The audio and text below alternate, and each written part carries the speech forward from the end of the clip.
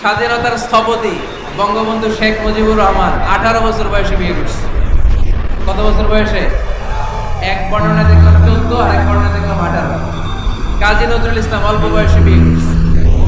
মহাত্মা গান্ধী অল্প বছর বয়সে বিয়ে করছে।